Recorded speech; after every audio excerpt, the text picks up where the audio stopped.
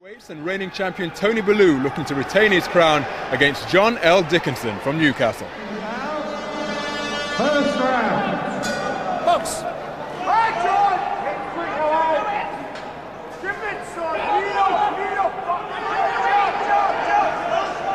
Aiming to add the 2005 ABA senior heavyweight title to the one he won last year is the big fella all in black with the red headgear, and he's a 22-year-old from the Rotunda Club in Liverpool, Tony Bellew.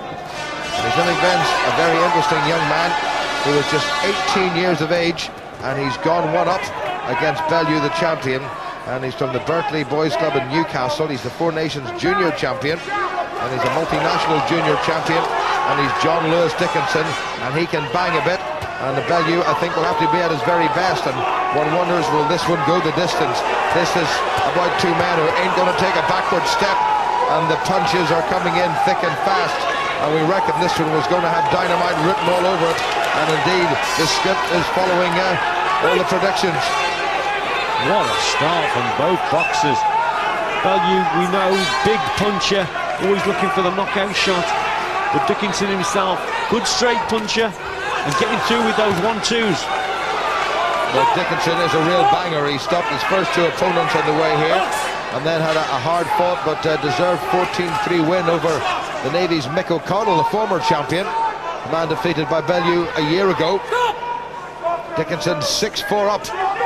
Bellew is going to have to regain his composure. He shipped a few big shots from this, well, titanically proportioned teenager.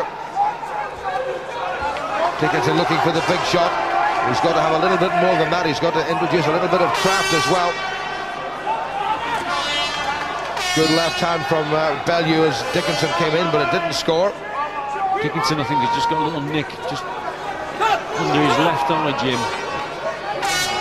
Oh, it's a graze. Well, as long as it doesn't open up, he'd be fine. And as long as it doesn't swell to close the eye, he'll be fine as well. There's that right hand from Dickinson. He's got a little bit on the untidy side, and such a piece of action. We didn't hear the bell. And Bellew, who's never been beaten. In fact, I should say he's only had one particular loss, I think, to the best of my knowledge. Well, did not start particularly successfully. You know what I mean? Now let's see. But what a blistering start to the round, and Dickinson straight away 1, 2, 3, 4, and there were 4 shots there that really should have scored, and in that flurry I think one of them on this peculiar computer system landed. Bellew came back at him, but he had to come back at him, and it looked as if either man was capable of stopping the other in the opening round. They settled themselves down after that. The crowd were a bit disappointed they didn't keep that sort of a pace up, but it was a cracking, thundering start, particularly from the younger of the two, and they're both young men, but the teenager Dickinson was spot on. Second round. Second round.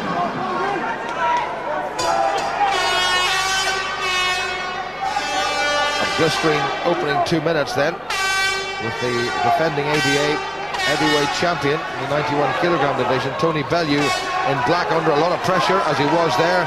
Another good right hand going in from John Lewis Dickinson, just 18, remember, and another good right hand from the youngster.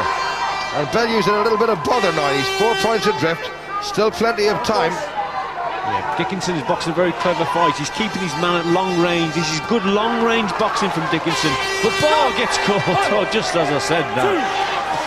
Bellew's nose bloodied, needed something special. Dickinson down. Bellew has a glance at the corner. That's only going to count as one scoring punch in the computer system. So Dickinson still 9-4 up. Bellew's really going for it. He's going to have to take a shot if he's going to land one, and I'm not sure that's the wisest course of action. Maybe Bellew fancies it. Oh, what a shot. Oh, he's very badly hurt. Well, there was always a chance that might happen, and immediately we've got to think and hope that John Lewis Dickinson is going to be fine.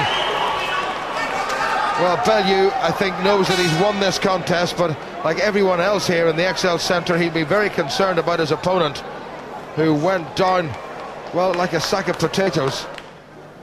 Tony Bellew was in all sorts of trouble from some of the punching of John Lewis Dickinson. And well, you often find with heavyweight boxing, well, that was a bit of a slip to start with. There was a punch there that did go in. There was an 8 count, and then there was that left hand. and it was right on the side of the head, and down he went. His defence was nowhere whatsoever. Bellew really caught him with a cracking punch. It was high, it was on the temple rather than the jaw, which is maybe not a bad thing if there is such a good thing in terms of a punch as hard as that. It certainly was a punch worthy of winning a title. It was pretty high up, and the worry about that, Richie, is the rotating effect of the skull within, or the brain within the skull, but he seems to be fine.